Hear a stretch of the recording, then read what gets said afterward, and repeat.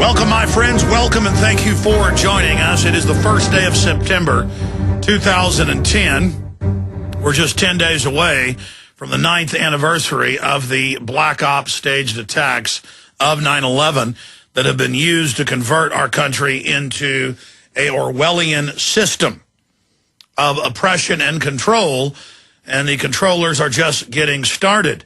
And remember, it was the Republican Party who was in power when that hoax, that black op, false flag, self-inflicted inside job operation was carried out.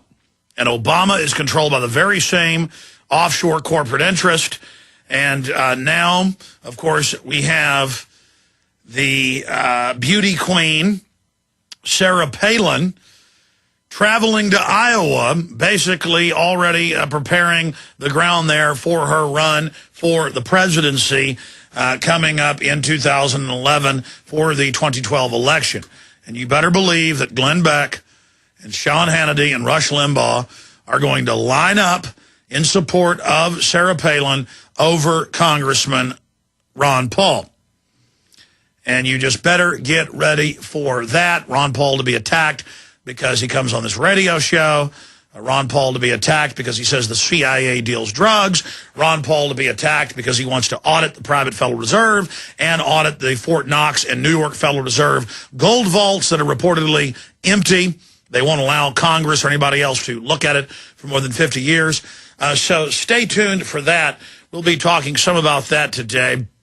We're going to have wide open phones here in the broadcast.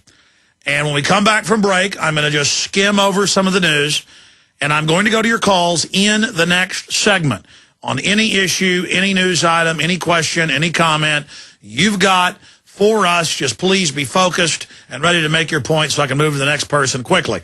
I'm going to probably be at light speed today. We'll probably take at least 2 calls this hour. In fact, Jaron had a good idea for an Alex Jones ringtone. What was it, Jaron? Yeah, I told you I was going to go to your calls. We're going to go to your calls. Imagine that, a phone ringing saying, I told you I'm going to go to your calls. But we're going to attempt. We seldom are successful.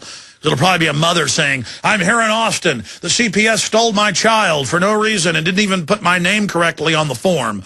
Or somebody will call in and say, I'm here during a military checkpoint. Help me. Then they'll send us photos from their cell phone of it actually happening. And I mean, it's always crazy, but 1-800-259-9231. We'll try not to get bogged down with one caller or with my long babbling answers. 800-259-9231. As you know, I love taking calls. I don't tend to take enough of them because I really enjoy the thought-provoking questions and comments and the different directions callers take us in ideas and news articles I'd forgotten about or hadn't covered or wasn't aware of. It's always extremely informative. And a lot of times, listener emails, listener calls, listener feedback, listener news tips is what really guides and steers the direction of this syndicated radio broadcast that, by the way, is also simulcast at prisonplanet.tv. And it is your support of the radio broadcast, supporting the sponsors, buying the books, the DVDs, the T-shirts, that not only gets the word out to more people, but also supports the radio show, the news sites, and everything we do. And I don't make $40 million a year like Glenn Beck. I don't even make 1/40th of that. And can you imagine if I had $40, $50 million a year to put in to this operation, what we could do? Even mainstream media yesterday wrote some news stories showing that my ratings are as high or higher than Glenn Beck's on radio stations, the internet, and that we are much, much smaller and don't have the big Fox backing that he does. We couldn't do what we do, though, without you. Okay, we're going to have wide open phones throughout the full 3 hours of transmission today. For 30 minutes in the second half of the next hour, we're going to have G. Edward Griffin, expert on the Federal Reserve, on the missing gold at Fort Knox, joining us to talk about all the strange goings-on. We have Ron Paul coming out saying not only is he going to reintroduce his legislation that passed the House, was defeated in the Senate, to audit the private run-for-profit dictators of this country, known as the Federal Reserve. But now he's going to introduce legislation to call for an audit of the gold at Fort Knox and at Federal Reserve banks in the United States, like the Bank of New York. Because for more than 50 years, they will not let anybody in to see the gold or allow an audit, even though Congress has requested it. Shows how out of control these criminals are. And so, of course, they created derivatives. Of course, they created thousands of trillions, thousands, 1.5 thousand, 1,500 trillion of fake fiat instruments to buy up the real assets. Of course, they're waging war against the real economy. This is economic domination. So we'll talk to G. Edward Griffin about that. We'll also get his take on this bizarre story that started breaking yesterday. And we have a detailed analysis with the graphs from mainstream news where this was evidenced. Investors spooked as glitch sends gold to $3,400 an ounce. And this was reported by the COMEX. This was reported by Kitco. This was reported on the live graphs on Wall Street and in the other major global stock markets and mercantiles tracking this. And so you talk about a rigged market, and this is on the heels of Bloomberg reporting gold rallying to 1,500 as Soros bubble inflates. And it goes on to report that the big bankers have decided they can't suppress gold any longer, and that the majority of the options on gold for the month of December are $1,500 an ounce. And, of course, that signifies serious illness of the country's financial standing and serious inflation and dollar devaluation down the road, monetization of debt. So I'm going to be covering that.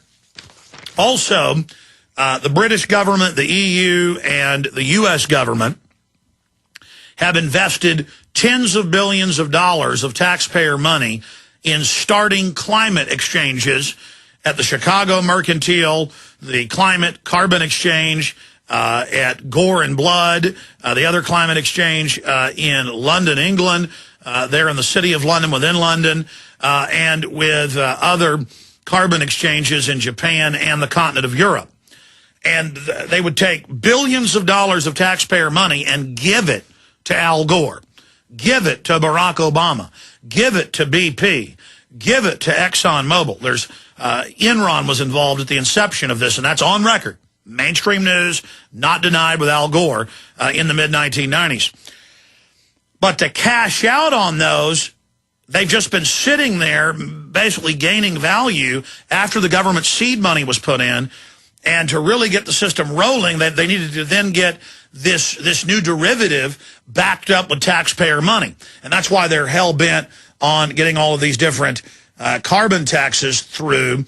Not only does it control every facet of your life, government can then basically selectively enforce on who gets taxed and who doesn't, so their cronies won't get taxed, or their cronies will get the green jobs, investment money, and that turns out Al Gore, Bill Clinton, Queen of England, Prince Philip, Ted Turner. I mean, they're all heavily invested in this. Bill and Melinda Gates. So basically, they just come in, take over government, and then have government mandate that everybody buy not just carbon credits from them, but also new appliances, new light bulbs, new wind turbines, new water turbine systems that they've gotten patented. The government says, you've got to buy this. This is approved. This is just one way that they run major scams on us. But the incredible news is even the United Nations new panel set up last year. Remember in November, hackers released what the media, it turned out, BBC, AP, Reuters, New York Times, had for at least 8 months. Thousands of pages of internal emails with the head of the UN program fixing the numbers on man-made climate change and lying and hiding the decline over the last decade, and that the increase in temperature had stopped 15 years ago and had actually been declining. If you average the global temperatures together, sure, there'll be record hot here, record cold there, in the thousands of microclimates on the planet, but you've got to look at it in the aggregate sum total. There's been a marked temperature decrease in the last decade, and they knew this. And they tried to stonewall for a month, but the alternative media ran the blockade and got the information out that it was as phony as a $3 bill, or as phony as an Enron Al Gore derivative. So all of that happened. All of that began to unfold. And they said, oh, it's no big deal. Ignore it. Well, they lost total credibility by stonewalling. So the United Nations created a whitewash committee. And they had several other committees in the EU and Britain that came out and said there is nothing wrong. It was all innocent mistakes. But now the UN has been forced to come out because nobody bought that and said, okay, there's a high-level inquiry into the Intergovernmental Panel on Climate Change, found there was little evidence for its claims about global warming, and admitted, as Lord Monckton and others had said recently, that this was literally from undergraduates and media reporters' articles where they would just claim the Earth had increased by 5 degrees. They would just claim the Himalayas had melted. They would just claim that the Easter Bunny was real, you know, basically, and they go on to admit it's a total fraud. And in one day... And the Chicago Climate Exchange had already plunged by more than half, but the value they had left plunged by another 50% to a new record low yesterday, and we're watching it closely today. So we're going to get into the strange case of gold going to $3,400 yesterday. We'll also get into Senate to sneak through internet kill switch bill. So they're moving ahead with trying to block us because we're cleaning their clocks with the internet and the alternative media. We're also going to get into 2 new videos that we've launched at our YouTube channel for maximum effect that we need to go mega viral to everyone. I'm going to play those later in the transmission today. And one of them has the headline, Vaccine Deaths. Vaccine Deaths. And, in fact, we'll just go to Infowars.com right now for PrisonPlanet.tv viewers, and we'll pull that up for people. It's Vaccine Death Cover-Up Implodes Worldwide. And that, of course, hooks into the report we put out 2 days ago. And thanks to you, it was the #1 Google search term. Vaccine deaths was the #1 search term. Well, now we have a video set to go mega viral that will save lives. If you send it out to everyone you know, post it on your Facebook, your MySpace, if you Twitter it out, please get Vaccine Death Cover-Up Implodes Worldwide. It is a 10-minute video. It breaks everything down in detail, admitting all over the world, from Australia to India to Finland to many other nations, they are admitting brain damage, epilepsy, narcolepsy, Guillain-Barré, deaths, and suspending it. The problem is they're back with another H1N1. We've got to get this word out. And then finally... will Machete release spark racial violence? I haven't commented on Machete in several months. It's set to come out Friday. We've learned some very serious news concerning that. That is all coming up today.